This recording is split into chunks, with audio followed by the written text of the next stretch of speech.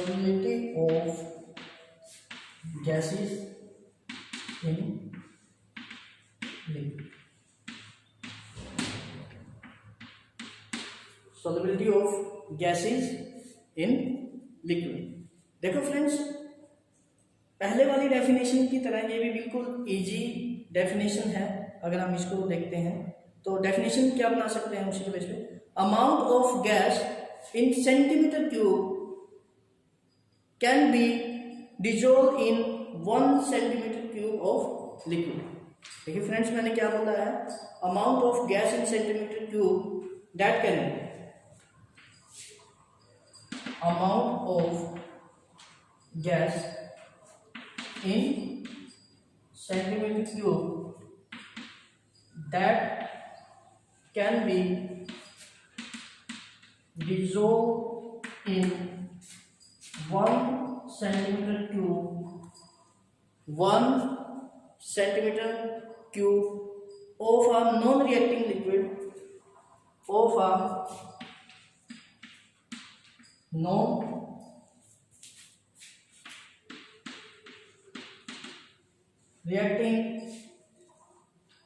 liquid। Similar है ना पहले वाली डेफिनेशन से, okay. Of a liquid to form a saturated solution, to form a saturated solution, to form a saturated solution at a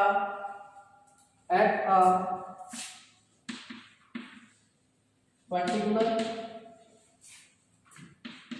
temperature and pressure।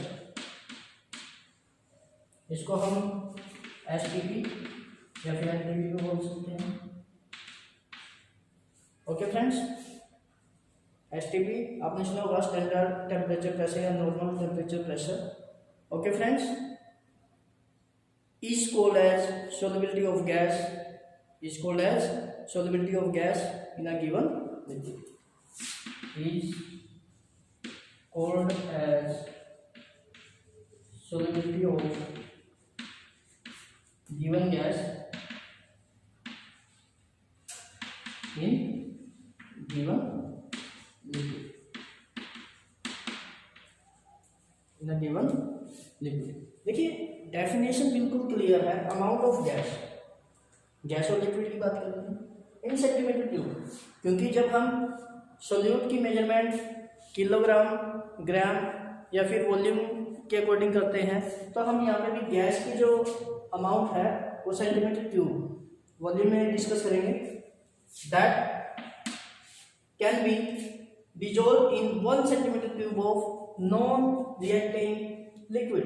यहाँ पे भी वही वर्ड आता है हमारा पुराने वाला non-reacting, और इसका भी जो वॉल्यूम है वो क्या है, स्पेसिफिक है, that is the 1 centimeter cube liquid to form a saturated solution, to form a saturated solution at a particular temperature। देखिए सैचुरेशन मैंने पहले ही बताया कि क्या होता है, at a particular temperature।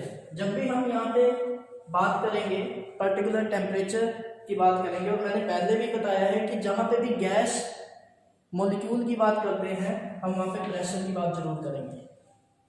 जब हमने सॉलिड और लिक्विड की सोल्युबिलिटी की बात की थी तब हमारे पास प्रेशर इतने मायने नहीं रखता, that is the negligible effect on solubility, but when we take the gaseous molecules then we take pressure, that is the compulsory, because pressure is most important for the solubility of gases in the liquids। So friends, air pressure at standard temperature pressure or the normal temperature pressure, you say easily atmospheric pressure, is called as solubility of gases in a given liquid। Okay friends, so this is the definition for the solubility of gases in liquid। After this we discuss about the factors, okay, factors affecting this solubility। So अगर हम factors की बात करें यहाँ पे,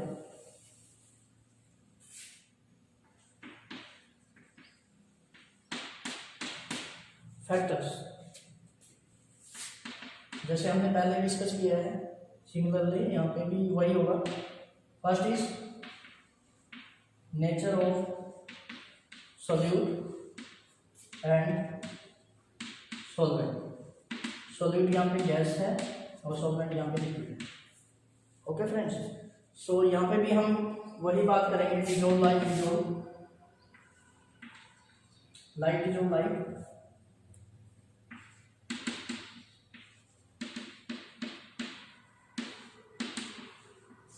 okay friends, means polar और non polar substance की हम यहाँ पे बात करेंगे। अगर हम बात करते हैं hydrogen gas, oxygen gas, nitrogen gas, और इधर लेते हैं हम water molecule, this is polar, this is non polar. Okay friends, और अनदर साइड हम लेते हैं NH3, HCl, these are also polar. So friends, अगर हम यहाँ पे देखते हैं, these gases are easily soluble in water because both are polar in nature. But अगर हम हाइड्रोजन, ऑक्सीजन, नाइट्रोजन को देखते हैं, these are not easily soluble in water. अब आपके माइंड में क्वेश्चन जरूर आ रहा होगा कि अगर कुछ ऐसा होता है तो हमारी सारी फिशेस तो मर जाएंगी, है ना? हमारी सारी फिशेस तो मर जाएंगी। बट फ्रेंड्स, मैंने पहले भी बताया है कि जरूरी नहीं है कि वो पोलर और नॉन पोलर का ही फैक्टर एग्जिस्ट करता है सोलिबिलिटी के लिए, और कई सारे फैक्टर्स होते हैं जहाँ पे ये सोलिबिलिटी एग्जिस्ट करती है, जिनकी वजह से सोलिबिलिटी अफेक्ट्स होती है।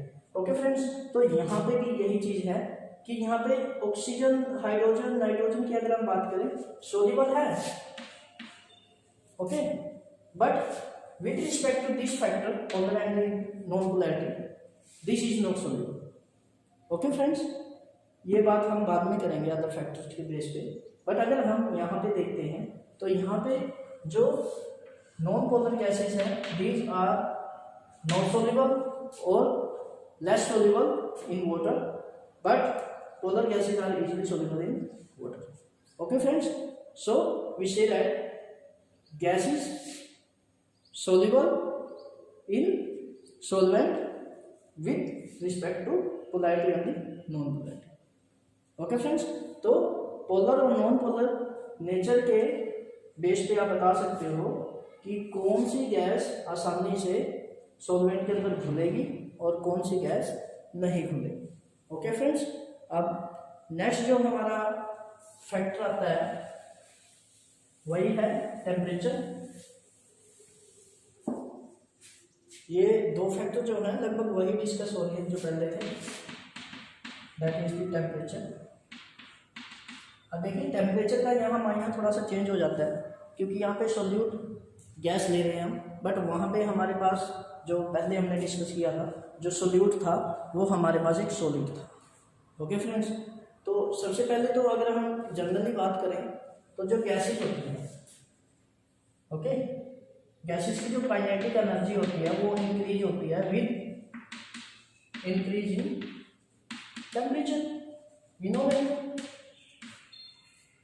ओके, जैसे जैसे हम टेम्परेचर इंक्रीज करेंगे तो जो गैसेज हैं उनकी kinetic energy also will increase, और इसी के बेस पे हम कह सकते हैं कि गैसेज विल एस्केप, कि अगर किसी भी सॉल्वेंट या सॉल्यूशन के अंदर हमारे पास कोई गैसियस पार्टिकल्स सोल्यूबल हैं, जैसे ही हम टेम्परेचर को अपग्रेड करते हैं, बढ़ाते हैं, तो जो गैसियस मॉलिक्यूल है वो एस्केप कर जाते हैं, उड़ जाते हैं वहाँ से। So means with increase in temperature, temperature increase and solubility will decrease. Okay, solubility will decrease means inversely proportional है, एक दूसरे के बिल्कुल अपोजिट है।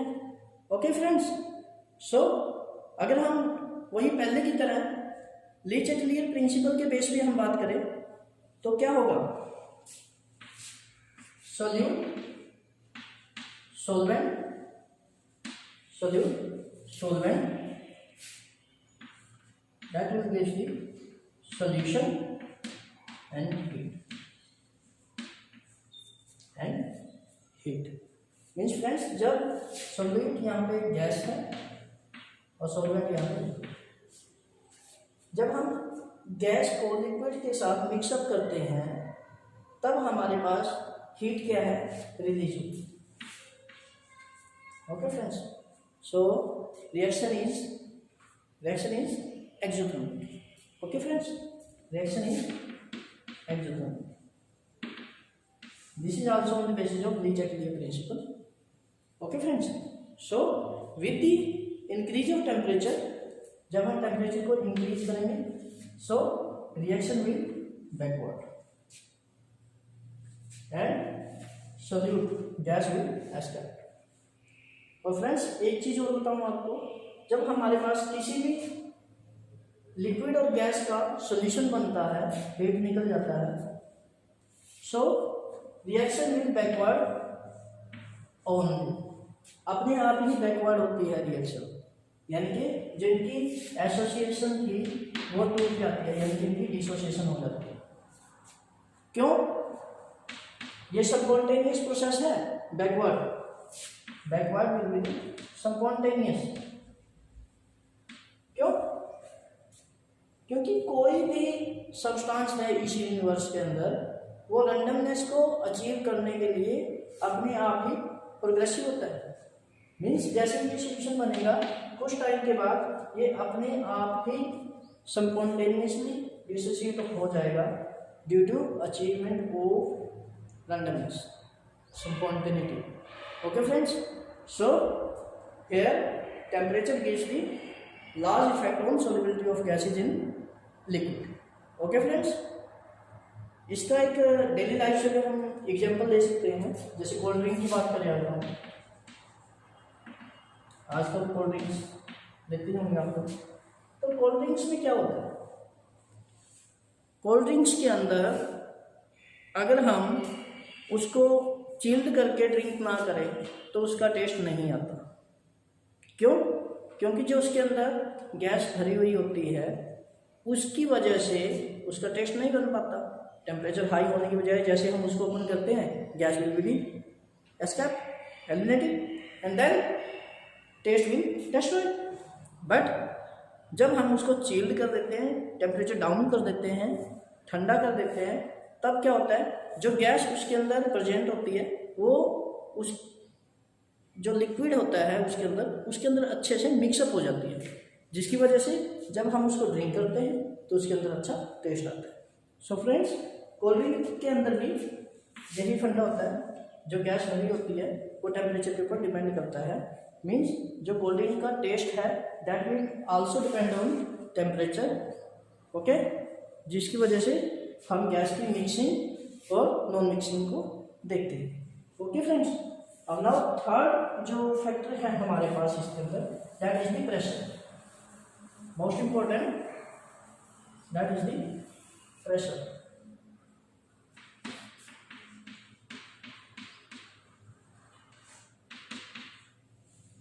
तो फ्रेंड्स, प्रेशर के अंदर हम यहाँ पे दो स्टडी करेंगे, that is Henry. Okay friends, अब प्रेशर क्या कहता है, अगर मैं लेमन लैंग्वेज में बात करें, जैसे जैसे हम प्रेशर बढ़ाते हैं सॉल्युबिलिटी बढ़ती है। Solubility will increase with increase in pressure, means both are directly proportional to each other. Okay friends, both are directly proportional to each other. So friends, here according to Henry law, M is directly proportional to P. Just like that, M is directly proportional to P. What is M? M is the mass of given gas. Mass of gas. ये M है. This is M. Mass of given gas. Okay friends. Then P. What is P? pressure applied by gaseous molecules in equilibrium with solvent. Means pressure is the pressure exerted by the gaseous molecules in equilibrium with solvent. Means जो gaseous molecules होते हैं जब वो solvent के equilibrium में आ जाते हैं, जब वो उस टाइम पे जो प्रेशर एक्सर्ट करते हैं, that is the then m is equal to k. K is the proportionality constant. So friends, this is the mathematical term that will be derived by the Henry for the calculation of solubility of gas in a given liquid with respect to pressure. But friends, आपने 11th में एक theory पढ़ी होगी। अगर आप pressure की बात करें तो आपने 11th में एक थ्योरी आपके दिमाग में पक्का आई होगी, that is Dalton theory. Dalton एक साइंटिस्ट थे जिन्होंने पार्शियल प्रेशर ऑफ गैसेस के बारे में बताया था, आपने 11th में पढ़ा भी होगा। सो ये जो थ्योरी हमारे पास, सॉरी ये जो मैथमेटिकल टर्म हमारे पास आई है, जो हेनरी ने हमें दी है, तो यहाँ पे ये जो प्रेशर है और ये जो मास है, ये हम सिंगल गैस की सोल्युबिलिटी के लिए यूज कर सकते हैं। मींस जब हमारे पास एक सॉल्वेंट के अंदर एक सिंगल गैस की सोल्युबिलिटी की बात करते हैं, तब हमारे पास ये मैथमेटिकल टर्म यूजेबल है। बट अगर हमारे पास number of gases means mixture of gases हैं for the solubility in given solvent, then this mathematical term will not be used, means here Henry law will fail. Okay friends, so ये जो हमारे पास mathematical term है that will used for a single gas solubility, single gas की solubility के लिए use करते हैं। But जब हमारे पास नंबर ऑफ गैसेस या मिक्सचर ऑफ गैसेस होती है, तब हम उनकी सोल्युबिलिटी की बात करते हैं। तब क्या होता है हमारे पास यहाँ पे हम डाल्टन थ्योरी को ध्यान में रखते हुए इसके अंदर कुछ मॉडिफिकेशन करेंगे, क्योंकि डाल्टन ने क्या बोला था, जब हमारे पास मिक्सचर ऑफ गैसेस होता है तब हम वहाँ पे पार्शियल प्रेशर की बात करते हैं। पार्शियल प्रेशर मीन्स जो गैस जितनी प्रेजेंट होगी उसके हिसाब से उसका प्रेशर कितना होगा और उसी से ही हम इसकी कैलकुलेशन करेंगे। मीन्स यहाँ पे हम प्रेशर की जगह पार्शियल प्रेशर लेंगे और जो मास होगा, मास की जगह हम मास रेशो लेंगे अलग अलग गैसेस में।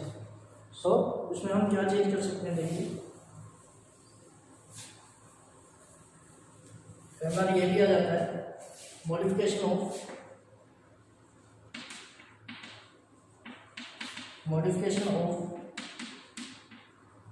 Henry's law with respect to Dalton's theory.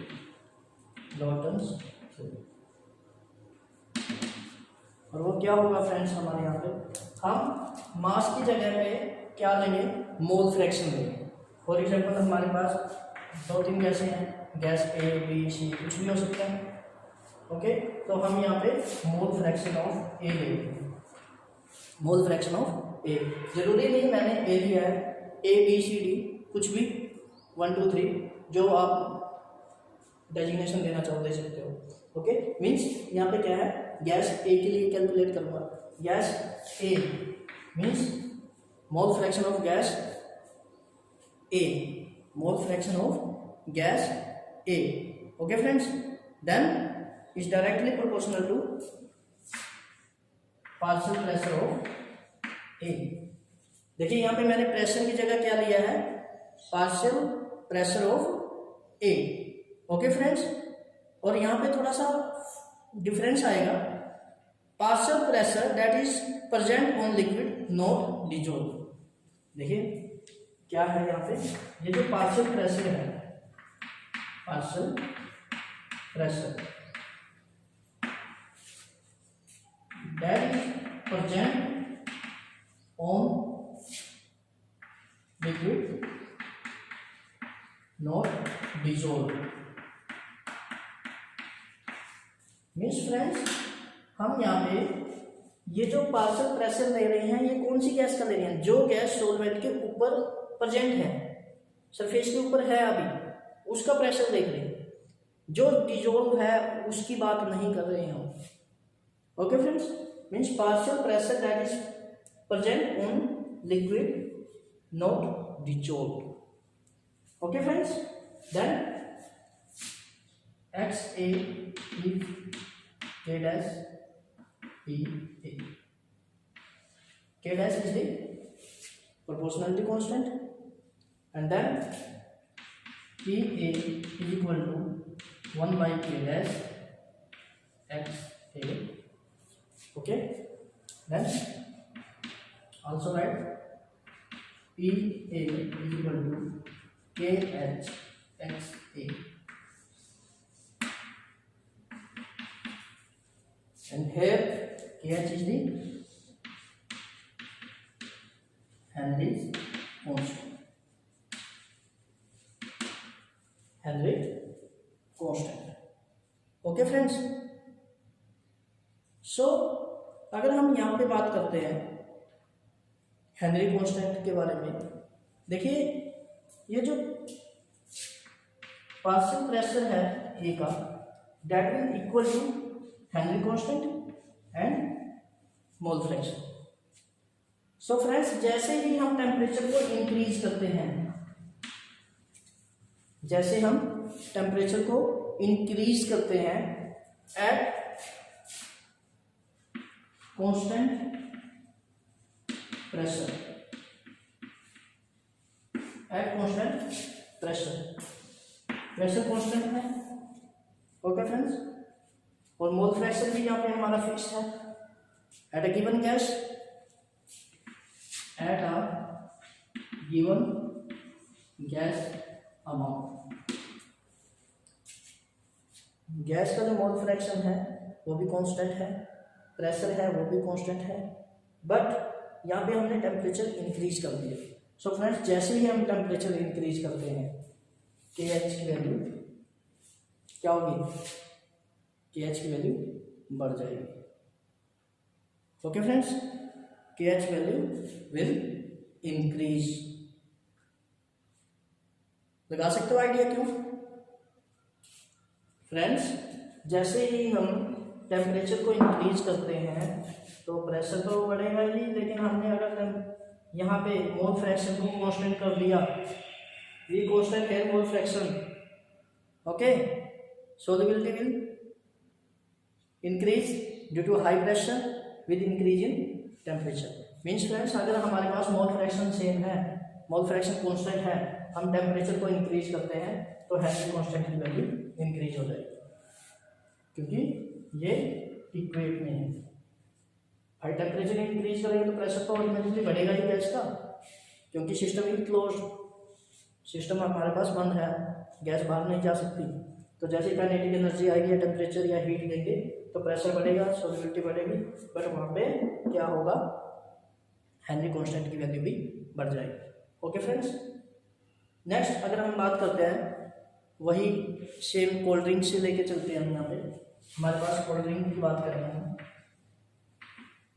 Cold drink की बोतल में ऊपर थोड़ा सा स्पेस दिया होता है, जो लिक्विड होता है उसके ऊपर थोड़ा सा स्पेस दिया होता है। वो स्पेस इसलिए होता है, अगर हम इस फॉर्मूलेशन को वहाँ पे अप्लाई करते हैं तो वहाँ पे क्या होता है कि कई बार टेम्परेचर डाउन होने की वजह से गैसियस मॉलिक्यूल्स का जो प्रेशर है वो कम होता है, बट कई बार ऐसा भी होता है, अगर हम आज के टेम्परेचर की एनवायरनमेंट की बात करें, टेम्परेचर हाई है, तो जैसे टेम्परेचर हाई होता है उसकी वजह से गैसियस मॉलिक्यूल का प्रेशर जो है बढ़ जाता है। ठीक है फ्रेंड्स, तो गैसियस मॉलिक्यूल के प्रेशर बढ़ने की वजह से जो हमारे पास कोल्ड ड्रिंक की बोतल्स है वो ब्लास्ट हो जाती है, फट जाती है। बट इसी प्रेशर को मेंटेन रखने के लिए ही कोल्ड ड्रिंक में जो ऊपर लिक्विड के ऊपर जो स्पेस दिया होता है वो इसलिए ही होता है। ओके फ्रेंड्स, खैर ये सब डिस्कस नहीं करेंगे हम। सो हमारा जो मेन एजेंडा था that is the modification of Henry law with respect to Dalton's theory that will explains us pressure effect on solubility of gases in the given liquid. Okay friends, done. The next here अगर हम Henry law को graphically represent करना चाहें तो उसको भी कर सकते हैं। चलिए देखते हैं।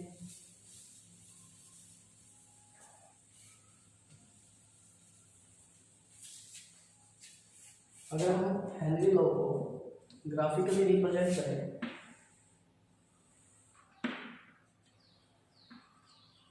okay, this is the graph, this is the graph, and graph explain us mole fraction and equilibrium partial pressure. Okay, we share mole fraction of gas and here equilibrium partial pressure. Okay friends, यहाँ पे एक slope exist करता है। Okay, अब ये slope क्या represent करता है पहले इसके बारे में ही हम बात करते हैं। देखिए कई बार एक सरफेस है, कोई भी अगर हम सरफेस की बात करें, लिक्विड सरफेस है, उसके ऊपर गैसेस हैं, without any pressure applying there is some adsorption takes place, adsorption takes place on the surface of this liquid. Means यहाँ पे अगर हम प्रेशर के अप्लाई किए बिना ही देखते हैं तो कुछ ना कुछ गैसियस मॉलिक्यूल जरूर से जरूर यहाँ पे सोल्यूबल मिलते हैं ड्यू टू एडजॉर्प्शन। यानी कि एडजॉर्प्शन क्या होता है, सरफेस के ऊपर गैसियस मॉलिक्यूल का अटैच होना, यानी कि वो कुछ ना कुछ तो सोल्यूबल होंगे। तो इसी करके this slope will exist. Okay friends, so this is the Henry law on the basis of graphical representation. और यहाँ पे हेनरी लॉ हमारा खत्म हो जाता है। उसके बाद फ्रेंड्स हम इसके बारे में बात करेंगे लिमिटेशंस की और एप्लीकेशंस। ओके फ्रेंड्स, तो सबसे पहले हमारे पास है limitations of Henry law. Limitations of Henry law. Henry law की अगर हम लिमिटेशंस की बात करें, so friends it works high temperature and low pressure. High temperature and low pressure. Okay, it works. मैंने बिल्कुल सिंपल लैंग्वेज में आपको बताया है कि जो हेनरी लॉ है वो हमारे पास हाई टेम्परेचर और लो प्रेशर तक ही एग्जिस्ट करता है। मीन्स अगर हम ग्राफिकली बात करें या फिर न्यूमेरिकली डिस्कस करते हैं तो न्यूमेरिकल पार्ट भी काफ़ी बनता है इसके ऊपर। लेकिन खैर अगर हम यहाँ पे बात करें ग्राफिकली और मैथमेटिकली फॉर्मुलेशन के बेस पे कि जैसे हम प्रेशर अप्लाई करते हैं किसी भी गैस के ऊपर for the solubility in the liquid, so क्या होता है कि वो हम प्रेशर अप्लाई किए जा रहे हैं और वो गैस सॉल्युबल होती जा रही है। ओके, बट एक टाइम ऐसा आता है कि सैचुरेशन पॉइंट आ जाता है जिसके बाद जितना मर्जी प्रेशर अप्लाई कर लीजिए बट जो गैस है वो सॉल्युबल नहीं होगी। ओके फ्रेंड्स, सो वहाँ पे भी हेनरी लॉ फेल हो जाता है। लेकिन अगर हम हाई टेम्परेचर की बात करें, ओके फ्रेंड्स, हाई टेम्परेचर की बात करें, सो क्या होता है यहाँ पे अगर हम बिल्कुल ही चिल कोई सॉल्वेंट ले रहे हैं, बिल्कुल ठंडा सॉल्वेंट ले रहे हैं, ये थोड़ी है कि टेम्परेचर डाउन करते जा रहे हैं उसके अंदर सॉल्युबिलिटी होती जा रही है। तो एक टाइम ऐसा भी हो जाता है जहाँ पे जो मॉलिक्यूल्स हैं वो फ्रीज आउट हो जाते हैं और वहाँ पे सॉल्युबिलिटी नेग्लेक्ट हो जाती है। मीन्स हमने इतना डाउन टेम्परेचर भी नहीं लेना कि वहाँ पे सॉल्युबिलिटी नेग्लिजिबल या एग्जिस्ट ही ना करें। सो थोड़ा सा आइडिया हो ही गया होगा कि हम क्यों बात कर रहे हैं Henry law will exist only high temperature and low pressure. Okay friends, अब इसके बारे में थोड़ा सा डिस्कस करते हैं यहाँ पे। सो फ्रेंड्स क्या है, at high pressure solubility takes place but not directly proportional to the pressure. क्या बोला है हमने, at high pressure solubility takes place. क्या होता है, मैंने अभी भी बताया था कि जैसे जैसे हम प्रेशर अप्लाई करते जा रहे हैं सोलिबिलिटी बढ़ रही है, लेकिन एक टाइम के बाद ऐसा आएगा कि प्रेशर अप्लाई ज़्यादा करना पड़ेगा और सोलिबिलिटी कम हो। लेकिन उसके कुछ टाइम बाद एक टाइम ऐसा भी आएगा कि हम जितना मर्जी प्रेशर अप्लाई कर लें, बट जो हमारे पास सोलिबिलिटी है वो क्या होगी, जीरो। ग्राफिकली रिप्रेजेंट करें तो ये आ सकता है हमारे पास कि जैसे जैसे हम प्रेशर अप्लाई कर रहे हैं सोलिबिलिटी बढ़ रही है, कुछ टाइम के बाद वो कम हो जाती है, लेकिन कुछ टाइम के बाद वो सैचुरेट हो जाती है। This is the saturation point. So after time, after high pressure, okay friends, Henry Law will फिर यहाँ पे देखिए थोड़ा प्रेशर क्या होगा, प्रेशर ज़्यादा अप्लाई होगा बट सोलिबिलिटी कम होगी, लेकिन सैचुरेशन पॉइंट पे क्या होगा, प्रेशर मैक्सिमम होगा और सोलिबिलिटी जीरो होगी। सो यहाँ पे हेनरी लॉ फेल हो जाएगा। Okay friends, Henry law will be fail.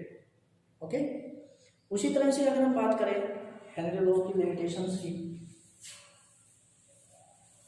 सो कुछ मॉलिक्यूल हमारे पास, मैंने पहले ही डिस्कस किया था कि एसोसिएशन और डिसोसिएशन वाले मॉलिक्यूल्स हर जगह एग्जिस्ट करते हैं और वो भी इस लॉ को फेल करते हैं। अगर हम बात करें अमोनिया गैस की, that will B dissolve in water liquid gives the ammonium hydroxide. Vanilla gas and this will be liquid gives us ammonium hydroxide, aqueous. Okay friends, this is the association.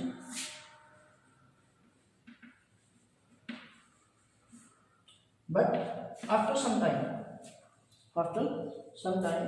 it will break into NH positive OH negative. This is the dissociation. This is the dissociation. Means पहले हमें जो gas दी हुई है ये liquid के अंदर associate होगी, ammonium hydroxide बनाएगा, that is the association and gives the aqueous molecule. Okay friends, but after some time it will breaks into ions, means dissociation takes place. Okay friends, dissociation takes place. So here also friends, Henry law will be fail. Okay friends, इसी तरह से कुछ और भी example हो सकते हैं जो इसी तरह से एसोसिएशन और डिसोसिएशन शो करते हैं लिक्विड्स के साथ में। जैसे हमारे पास कार्बन डाइऑक्साइड गैस है, CO2, HCl है। सो हमारे पास कई तरह के नंबर ऑफ मॉलिक्यूल्स हैं, नंबर ऑफ गैसेस हैं जो एसोसिएशन और डिसोसिएशन के प्रोसेस को शो करते हैं और वहाँ पे हेनरी लॉ क्या है, फेल हो जाता है। ओके फ्रेंड्स, उसके बाद हम बात करेंगे applications of Henry law. Applications of Henry law,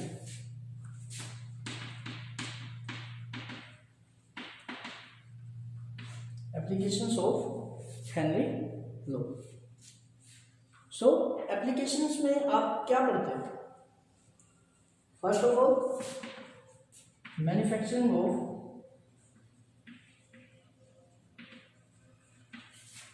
carbonated beverages, carbonated beverages.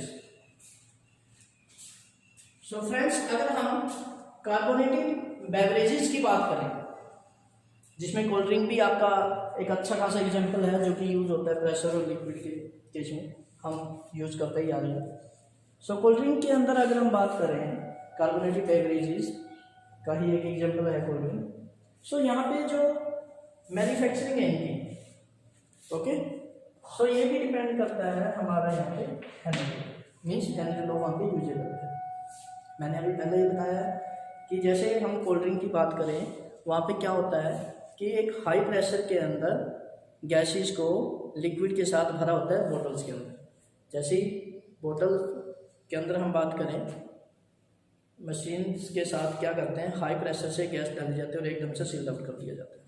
Okay, वो इतना प्रेशर से क्यों भरते हैं उस गैसेस के अंदर? वो इसीलिए भरते हैं कि जो गैसेस होती हैं वो वहाँ पे प्रिजर्वेटिव का काम करती है, एक तो उनको खराब नहीं होती, दूसरा इतने प्रेशर से क्यों भरते हैं कि जो लिक्विड होता है हमारे पास बोतल के अंदर भरा हुआ, वो हाई प्रेशर के साथ उस गैस के साथ अच्छे से मिक्सअप हो जाते हैं नीचे तक। आपने देखा होगा कई बार क्या होता है, अगर ढक्कन थोड़ा सा लूज हो जाता है कोल्ड ड्रिंक की बोतल का, तो वहाँ पे क्या होता है, जो टेस्ट है कोल्ड ड्रिंक का वो खराब हो जाता है। क्यों? क्योंकि जो गैस का प्रेशर है वो खत्म हो जाता है, गैस लीकेज होती रहती है गैसेज की। सो हम क्या सकते हैं कि जो इतने प्रेशर से गैस भरी जाती है वो इसलिए भरी जाती है कि सारे लिक्विड के अंदर कंप्लीटली अच्छे से गैस मिक्सअप हो जाए। सो मीन्स हम यहाँ पे कह सकते हैं कि जो हेनरी लॉ है वो यूजेबल है हमारे पास for the manufacturing of carbonated beverages. Okay friends, उसके बाद हम बात करें हमारी बॉडी से रिलेटेड, अगर बात करते हैं फंक्शनिंग ऑफ लंग्स,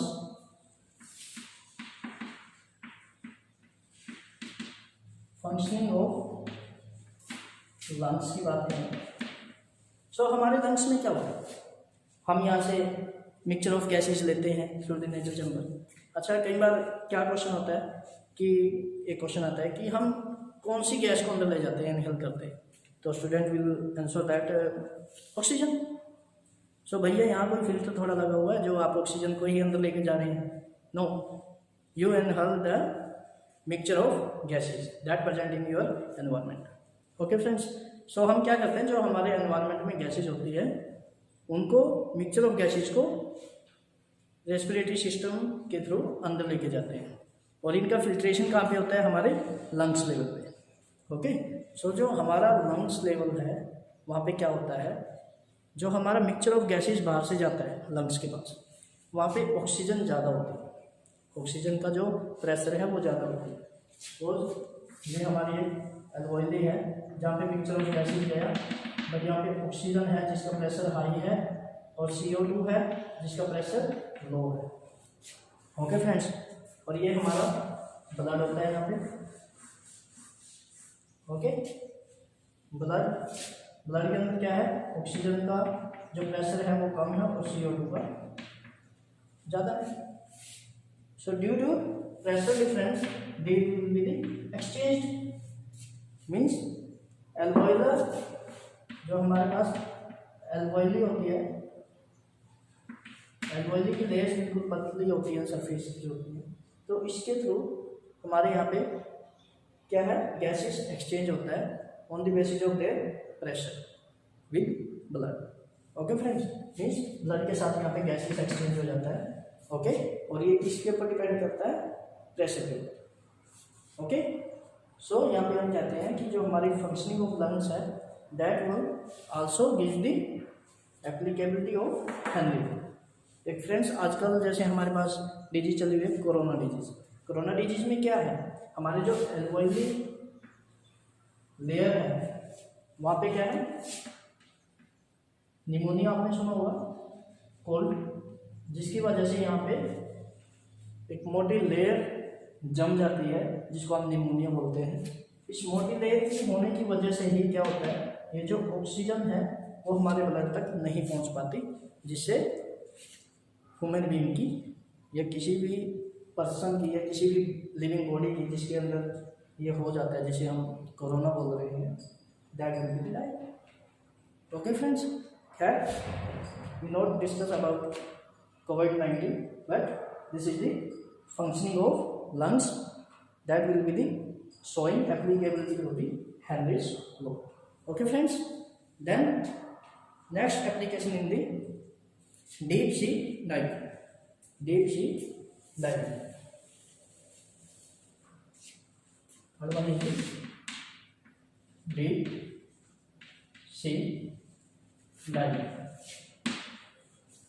means जो डीप सी डाइविंग की हम बात करते हैं, यानी कि गोताखोर की बात करते हैं, पुराने टाइम में हम बात करें, जैसे वो नीचे जाते थे, हम अपने साथ एक सिलेंडर लेके जाते थे गैसेस का, उस सिलेंडर के अंदर जो गैसेस का मिक्सचर होता था, उसके अंदर ऑक्सीजन एंड नाइट्रोजन गैस का मिक्सचर होता था। Okay friends, that is oxygen and nitrogen gas.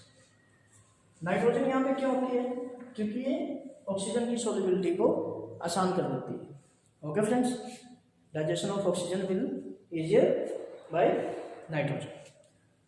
So friends, ये तो हो गया, बट जब वही बंदे बाहर आते थे पानी से, सो क्या होता था, अब ये नाइट्रोजन का यूज नहीं हुई। ओके, इस नाइट्रोजन के यूज ना होने की वजह से जो बंदा नीचे जाता है, जो पर्सन नीचे जाता है पानी की गहराई में, जैसे ही वो बाहर निकलता है तो उसका नर्वस सिस्टम खराब हो जाता है। क्यों?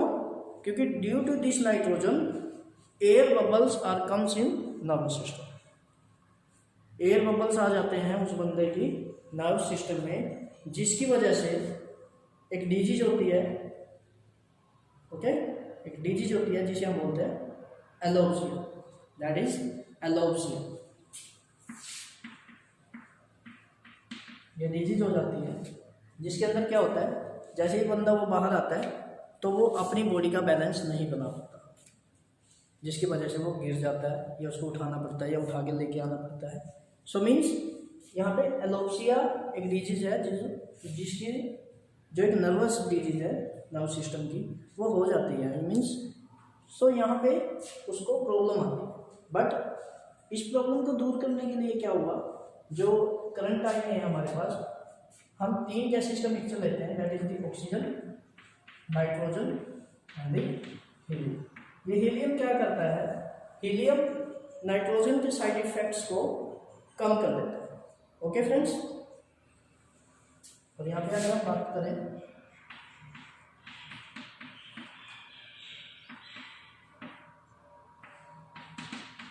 approximately these are the percentage given in the mixture of gases in the cylinder that used by the C drivers. Okay friends, so यहाँ पे क्या होता है, जो हीलियम होता है वो नाइट्रोजन गैस के साइड इफेक्ट्स को घटा देता है। सो मीन्स यहाँ पे भी हम क्या कह सकते हैं, जो इन गैसेस का प्रेशर है वो सोलिबिलिटी को शो करता है। ओके फ्रेंड्स, और वो किससे कैलकुलेट किया हमने, Henry law. Means Henry law also applicable for the deep sea diving that will taken a gaseous mixture of this percentage. Okay friends, and the next application of the Henry law is the 4 rock climbers. Fourth one is the rock climbers. Rock climbers. अब friends क्या होता है, जैसे हम height पे जाते हैं तो वहाँ पे भी ऑक्सीजन का लेवल जो होता है वो बिल्कुल कम हो जाता है। ओके, तो जैसे जैसे ऑक्सीजन का लेवल कम होगा, हम हाइट पे जाते रहेंगे, तो हमारा जो रेस्पिरेशन सिस्टम है वो अफेक्ट में आएगा। ओके, हमें रेस्पिरेशन में दिक्कत आएगी क्योंकि हमें रेस्पिरेशन के लिए ऑक्सीजन चाहिए। ऑक्सीजन जैसे हम हाइट पे जा रहे हैं ऑक्सीजन लेवल कम होता जा रहा है, तो यहाँ पे ऑक्सीजन की वजह से भी हमें रेस्पिरेशन में दिक्कत आती है, और इसी को हम बोलते हैं एनोक्सिया। देखिए यहाँ पे भी एक डिजीज होती है anoxia. Anoxia disease that will be arise in the less amount of oxygen in our respiratory system. Okay friends, means वहाँ पे क्या होता है, जैसे जैसे हम हाइट में जाते हैं ऑक्सीजन का प्रेशर कम होता है, एग्जिस्टेंस कम होती है, अवेलेबिलिटी कम होती है, जिसकी वजह से हमें रेस्पिरेशन में दिक्कत आती है जैसे हम हाइट पे जाते हैं। ओके, सो हम यहाँ पे भी कह सकते हैं कि हम हेनरी लॉ से कैलकुलेशन करते हैं ऑक्सीजन के प्रेशर की with respect to height. Okay, so हम यहाँ मानते हैं कि रॉक क्लाइंबर्स के लिए भी हेनरी लॉ एप्लीकेबल है। ओके फ्रेंड्स, सो हमने यहाँ पे डिस्कस किया है Henry law, it's application with its limits. Okay friends, next time we will discuss about numericals of solution Henry law. Okay friends, with other laws like Rolle's law etc. खैर ये आपने कर लेना है। इसमें अगर आपको कोई प्रॉब्लम आती है तो ये जो वीडियो है हमारे इस चैप्टर की, इसको मैं यूट्यूब पे डाल रहा हूँ। ओके, अगर आपको इस पर कोई प्रॉब्लम है, कोई चीज़ समझ में ना आई हो तो कमेंट्स में डाल दीजिएगा, और जो प्रॉब्लम होगी उसको हम नेक्स्ट जो लेक्चर होगा उसके अंदर डिस्कस करेंगे। Okay friends, okay, thank you.